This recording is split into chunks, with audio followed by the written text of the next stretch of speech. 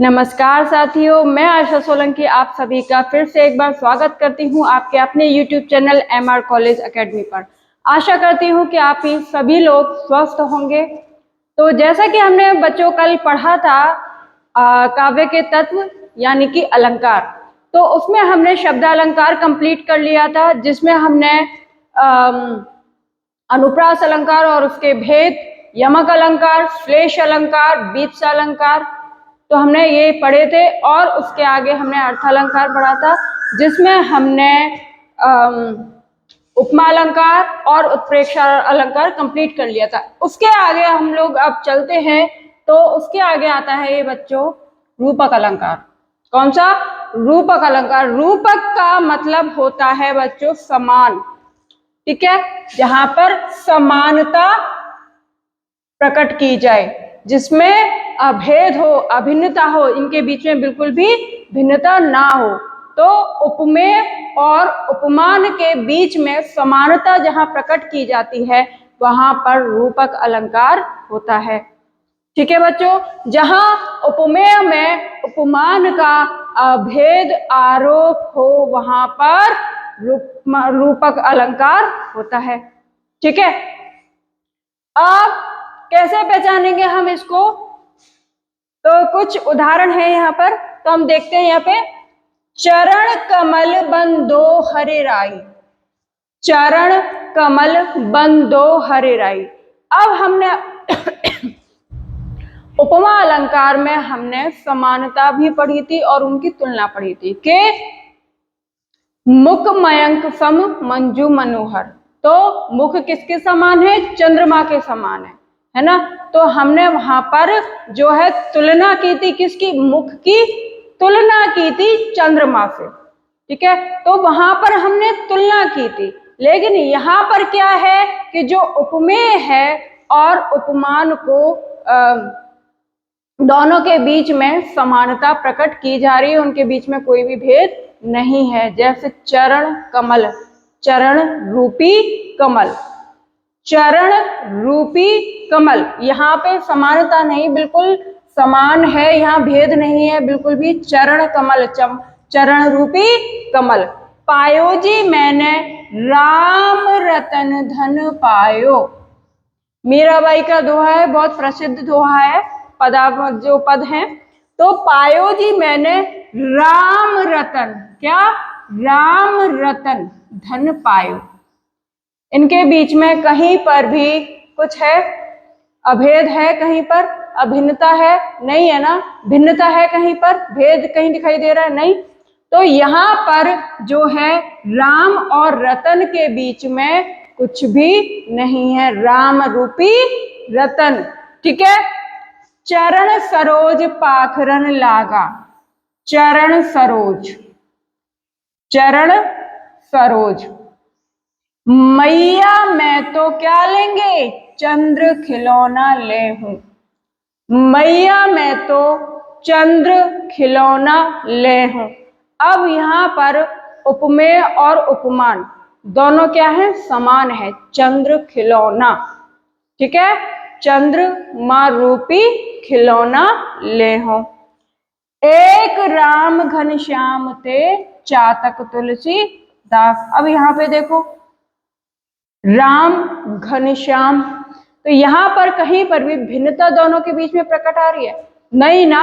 और हमने एक चीज आप लोगों ने नोटिस की होगी कि ये देखिए संयोजक चिन्ह, ये देखिए संयोजक चिन्ह, ये देखिए संयोजक चिन्ह, ये देखिए संयोजक चिन्ह। तो हमें साफ साफ मोटे मोटे तौर पर साफ साफ नजर आ रहा है कि जहां पर ये संयोजक चिन्ह नजर आए, तो यहाँ पर कौन सा अलंकार होगा? रूपक अलंकार होगा, जिसके बीच में कोई भी भिन्नता नहीं होगी। किनके बीच में? उपमेय और उपमान के बीच में कोई भी भिन्नता नहीं होगी। जहां पर उपमेय पर उपमान का अभेद रूपी अभेद रूपी आरोप हो।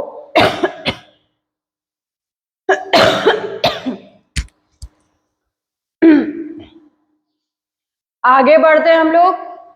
ये बच्चों समझ में आ गया रूपक अलंकार, जहां पर समानता प्रकट हो किसके बीच में, उपमेय और उपमान के बीच में समानता हो। चरण रूपी कमल, राम रूपी घनश्याम, है ना, और चरण रूपी सरोज, राम रूपी रतन।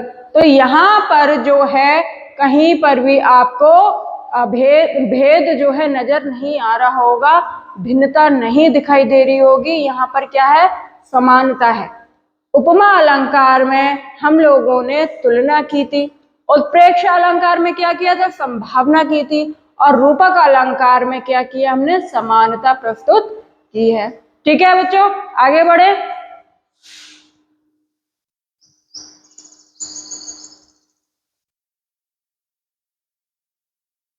अब ये देखिए अतिशयोक्ति अलंकार। कौन सा, अतिशयोक्ति अलंकार। जैसा कि नाम से पता चल रहा है कि अतिशयोक्ति अलंकार, अतिशयोक्ति, अति, अति, तो यहाँ पर अति किसकी चीज की हो रही है, उक्ति की। ठीक है, यानी कि ऐसी उक्ति जिसको हम बढ़ा चढ़ा के, बहुत अधिक बढ़ा चढ़ा के बोला जाए, कहा जाए, प्रकट किया जाए। समझ में आ गया, अतिशयोक्ति अलंकार। तो इसका मतलब है बच्चों बढ़ा चढ़ाकर कहना। क्या बढ़ा चढ़ाकर कहना, उक्ति, कथन, अतिशयोक्ति। समझ में आया, जहां उपमेय को उपमान से अधिक बढ़ा चढ़ाकर प्रस्तुत किया जाता है। ठीक है बच्चों, जहां पर उपमेय को उपमान से भी अधिक बढ़ा चढ़ाकर प्रस्तुत किया जाता है। अब आप लोग कह रहे होंगे सब में उपमेय, उपमान, उपमेय, उपमा, ये तो खाली उपमा अलंकार में था। उपमा अलंकार में था बच्चों, लेकिन ये जो है उपमेय का मतलब ही ये होता है कि हम जिसकी तुलना करते हैं, और उपमान का मतलब जिससे तुलना करते हैं।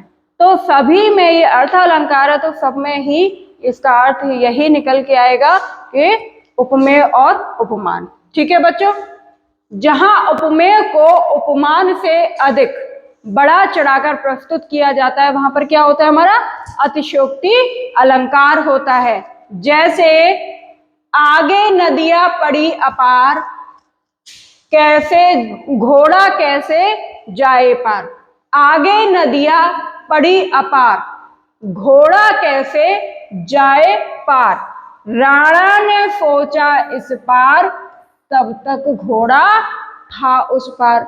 अब यहाँ पर साफ साफ पता चल रहा है कि यहाँ पर कौन सा अलंकार है, अतिशयोक्ति अलंकार। अब यहाँ पर ऐसा हो सकता है कि जो इतनी बड़ी नदियां है वो कैसे पार कर लेगा अकेला घोड़ा, तो अतिशयोक्ति अलंकार हुआ कि नहीं बच्चों।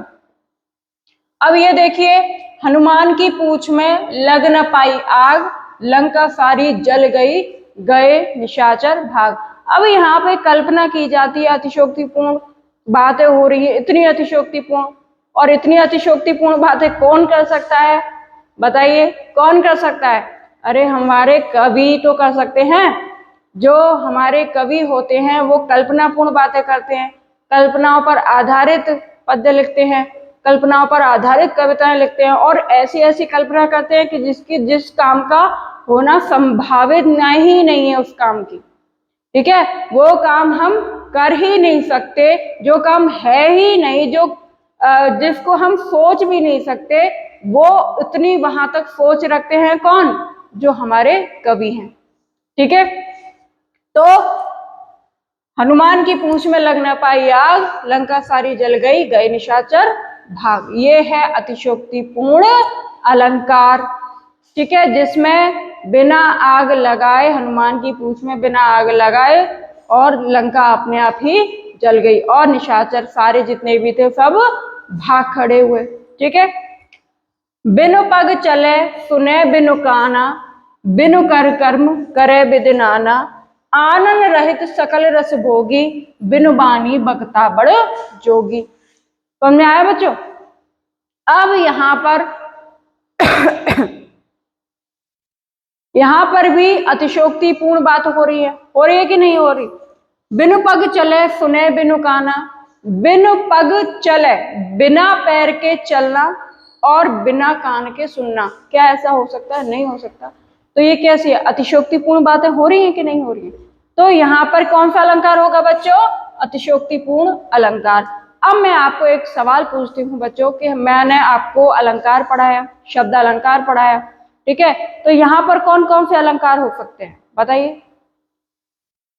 तो इसी में हम देख लेते हैं, और इसमें रस कौन सा होगा आप ये भी बता दीजिए, इसमें रस कौन सा होगा। हमने रस भी पढ़ा है और अलंकार भी पढ़ा है।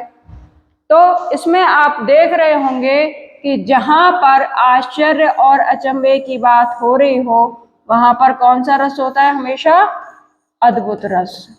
अद्भुत ही तो हो रहा है कि बिना कान के सुन रहा है व्यक्ति, बिना पैर के चल रहे हैं, घोड़ा जो अपने आप नदी के पार जा रहे हैं, तो ये अद्भुत नहीं है, अद्भुत ही तो है, ठीक है। अब यहाँ पर ये देखो ब ब ब ब, और ये देखिए आग भाग पार पार। अब यहाँ पे क्या था, हमने पढ़ा था क्या, शब्द अलंकार पढ़ा था बच्चों,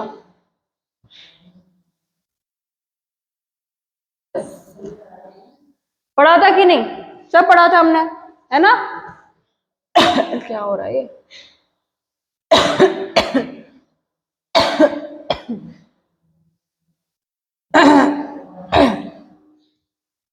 पढ़ा है कि नहीं, हमने ये सब पढ़ा था, है ना। तो बिन बानी बकता बड़ जोगी, ब ब ब ब ब, क है ना, क। और यहाँ पे ये देखो बच्चों, ये रब, ये रब, तो इसमें कौन सा अलंकार आएगा, अनुप्रास अलंकार होगा ना, अनुप्रास अलंकार होगा, और उसमें भी उनके भेद, वृत्यानुप्रास अलंकार, अनहत्यानुप्रास अलंकार। तो हम लोगों ने अलंकार पढ़े थे। तो आप लोग जो हो जब पंक्ति पढ़ा करो या काव्य पढ़ा करो, तो उसमें जब पढ़ते हैं तो उसमें जब आप लोग जो चीज कर चुके हैं, रस पढ़ चुके हैं, तो आप उसमें रस पहचानने की कोशिश कीजिए अपने आप।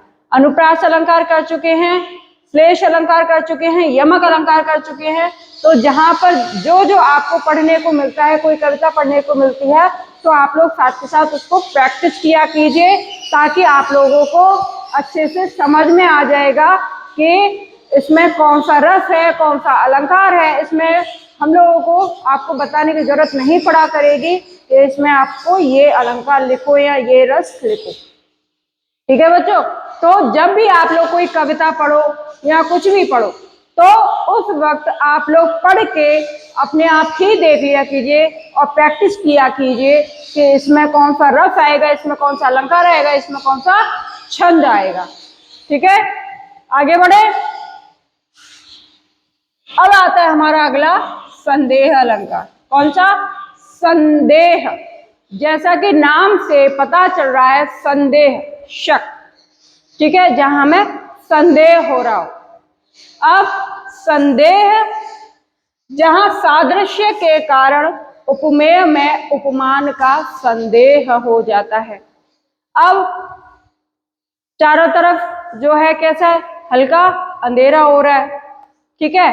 अब यहाँ पर कोई रस्सी पड़ी हुई है, रस्सी पड़ी है, तो हम लोग वहां से जा रहे हैं, तो हमें क्या हो गया, संदेह हो रहा है हल्का हल्का सा कि साफ साफ नजर नहीं आ रहा है, धुंधला है, तो वो क्या है, रस्सी है या सांप है, हमें क्या हो रहा है, संदेह हो रहा है। वो संदेह जो है हमारा बना रहता है, जब तक संदेह क्या खत्म नहीं हो जाता, जब तक हमारे सामने वो वस्तु नहीं आ जाती, तब तक क्या रहता है, अंदर हमारे मन में संदेह बना रहता है कि वो सांप है या कोई रस्सी है, ठीक है। तो एक अंदर हमारा भय भी रहता है कि वो कहीं सांप तो नहीं है, कहीं रस्सी तो नहीं है, तो वो संदेह वो बीच में फंस जाता है, ठीक है। तो जहां पर उपमेय में उपमान का क्या हो, संदेह हो जाए, वहां संदेह अलंकार होता है। जहां किसी एक वस्तु पदार्थ एवं गुण धर्म आकार रंग आदि के कारण दूसरी वस्तु में संदेह हो जाता है। तो दूसरी वस्तु में हमें कब संदेह होगा, जब वो रस्सी है वो कैसी होती है, लंबी होती है, गोल होती है ना। तो सांप की भी स्थिति ऐसी होती है, सांप का भी आकार ऐसा होता है, लंबा होता है, लंबा होता है, गोल होता है, चिकना होता है। तो हमें ऐसा लगता है, और उसको ऐसे भी डाल दो तो वो भी ऐसे सांप की तरह लगेगा, ऐसे मड़मड़ाता हुआ, है ना। तो वहां पर भी हमें क्या लगेगा, संदेह लगेगा कि ये तो सांप है, ठीक है। और वो जब तक संदेह क्लियर नहीं हो जाता, समाप्त नहीं हो जाता, तो वो मन में शंका रहती ही है। जैसे काया है या शेष उसकी छाया है। अब मैं आपको बता दूं बच्चों कि जहां पर या कीवा है ना, यहां लिख देते हैं, ठीक है। कीमा, कींधा,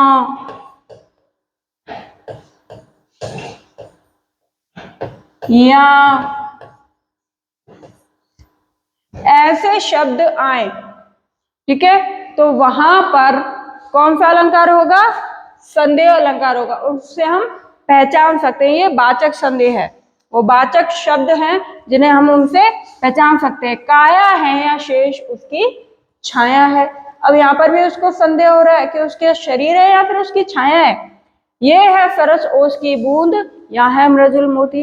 अब आपने देखा होगा बच्चों कि जब हम सुबह सुबह उठते हैं, ज्यादातर आप ठंडों में देख लो और बारिश के मौसम में देख लो, जब हम सुबह सुबह उठते हैं तो जो सूरज की किरणें जब निकलती हैं और जो किरणों के कारण जो पुष्प पर या फिर पत्तियों पर, जो पेड़ के छोटी छोटी पत्तियां होती हैं, जो घास होती है, घास जिसको नीचे जो घास उगती है, उस पर जो छोटी छोटी ओस की बूंदें होती हैं, और वो जो है बूंदें उस पे लगी रहती हैं घास पर, है ना। और वो जो बूंद है, बूंदों पर किरण की रोशनी पड़ती है, किसकी, सूरज की किरणें जब पड़ती हैं तो वो जो ओस है वो किसके समान लगती है, उसकी बूंद हमें मोती के समान लगती है। तो ऐसा लगता है देखो चारों तरफ मोती मोती बिखरे हुए हैं। तो ये हमारे अंदर संदेह हुआ कि नहीं हुआ, है ना। नारी बीच सारी है कि सारी बीच नारी है। सारी बीच नारी है कि नारी बीच सारी है। सारी ही की नारी है कि नारी ही की सारी है ना। ये आपने बचपन में पढ़ा, मतलब इस टाइम पे पढ़ा होगा, हम लोगों ने बचपन में पढ़ा था, ठीक है। तो तब से हमें बहुत अच्छे से याद हो गया है कि ये नारी बीच सारी है कि सारी बीच। अब वो इसमें भी संदेह हो रहा है कि नारी के बीच में सारी है या सारी के बीच में नारी है, इतनी साड़ी लपेटी हुई है। तो इसमें भी क्या हो रहा है, संदेह हो रहा है। ठीक है बच्चों, समझ में आ रहा है। अब आगे बढ़े। अब देखिए आप लोग भ्रांतिमान अलंकार। अब यहाँ पर आप लोग सोच रहे होंगे कि अभी तो हमने पढ़ा है ये संदेह अलंकार, अभी ये भ्रांतिमान अलंकार कहां से आ गया। है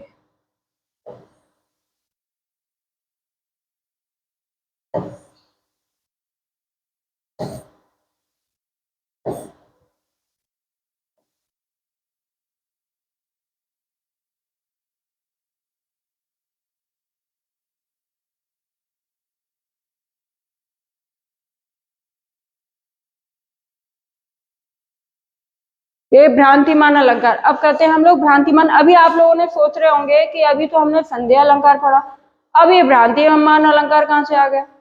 अब बच्चों आप ये बताओ, संदेह और भ्रम दोनों में क्या अंतर है।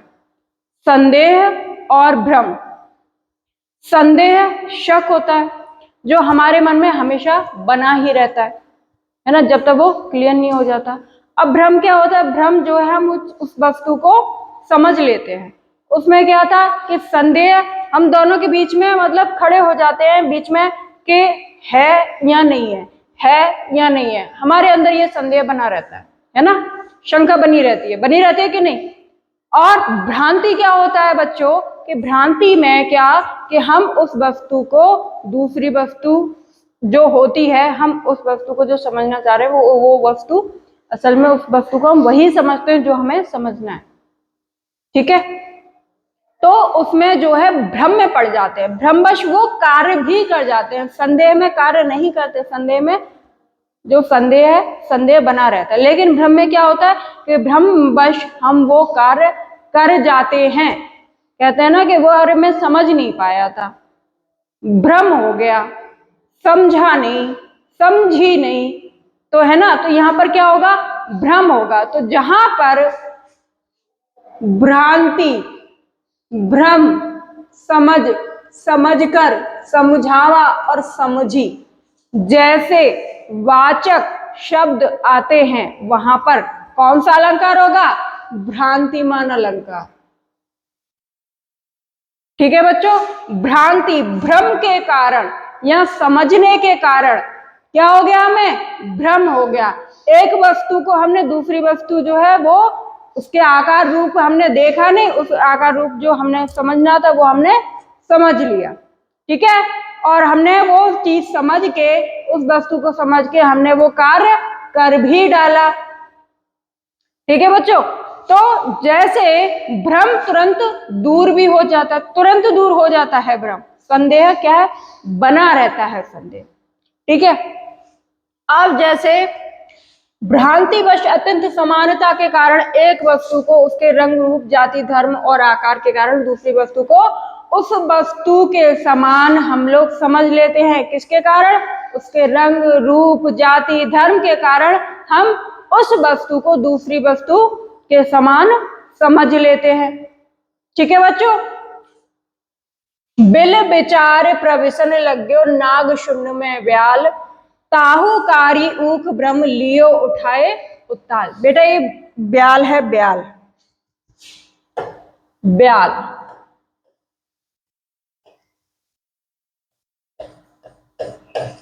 अब यहां पे क्या है कि भ्रमवश क्या हो गया कि जो हाथी की सूंड है, हाथी की सूंड है, तो नाग ने समझा कि वो उसका बिल है। क्या?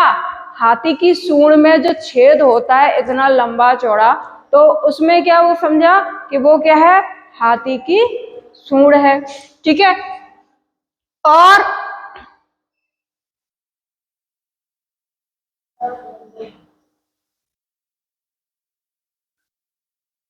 बिल विचार प्रविशन लग्यो नाग शुंड में ब्याल, ताहुकारी ऊख भ्रम लियो उठाए उत्ताल।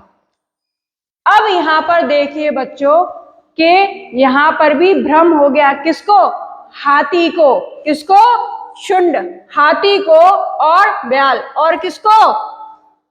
सांप को। अब क्या हो गया कि जो हाथी है, कौन? शुंड, हाथी ने भ्रमवश क्या समझा?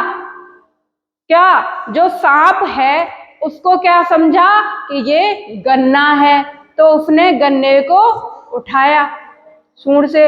और जो सांप है उसने क्या समझा कि जो हाथी की सूंड है उसको बिल समझा। तो दोनों को क्या हो गया? भ्रम हो गया, है ना। तो जैसे ही उसने वो गन्ना उठाया और जैसे ही उसको सांप को पता चला कि ये बिल है, तो वो दोनों ने एक साथ क्रियाएं करी। उसने गन्ना समझ के उठाया और वो बिल समझ के घुस गया। तो ये क्या हो गया? भ्रम हुआ कि नहीं हुआ, है ना। और भ्रम जो है ज्यादा देर तक दिखता भी नहीं है। अब जब वो सांप को उठाएगा तो वो कुछ तो हरकत होगी। अब वो जो है बिल में घुसेगा, अब वो कहेगा, हाथी की सूंड में घुसेगा तो कुछ तो हरकत होगी। तो यहाँ पर जो भ्रम है वो कुछ ही मिनट का होता है, कुछ मिनट क्या, कुछ सेकंड का होता है। तो वहीं पर तुरंत की तुरंत जल्दी टूट भी जाता है। ठीक है बच्चों, नाक का मोती अधर की कांति से, बीज दाड़िम का समझकर भ्रांति से, देखता ही रह गया शुक मौन। कौन?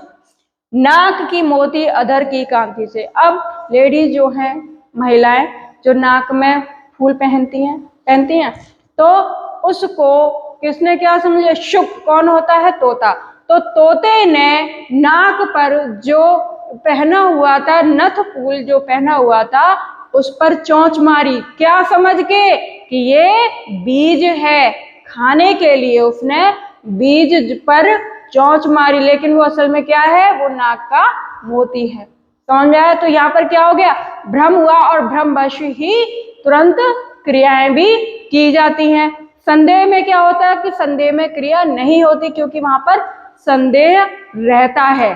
ठीक है, करूं या ना करूं। लेकिन जो भ्रम होता है वो भ्रमवश वो कार्य कर बैठते हैं, क्योंकि हम उस वस्तु को एक वस्तु को दूसरी वस्तु में समझकर, वो पहली वस्तु समझकर हम लोग उसमें क्रियाएं करने लगते हैं। ठीक है बच्चों। अब ये बच्चों हमारा ये अर्थालंकार में हमने आज रूपक अलंकार, ठीक है, और संदेह अलंकार और भ्रांतिमान अलंकार, और एक और कौन सा रह गया हमारा, अतिशयोक्ति अलंकार। ये हमने 4 अलंकार कंप्लीट किए हैं। आशा करती हूँ कि आप लोगों को ये चारों अर्थालंकार के अलंकार समझ में आ गए होंगे, अर्थालंकार के भेद समझ में आ गए होंगे। तो आप मेरी वीडियो को लाइक कीजिए, सब्सक्राइब कीजिए एंड शेयर करना ना भूलिए। आप लोगों को आशा करती हूँ कि आप लोगों को वीडियो पसंद आई होगी। धन्यवाद।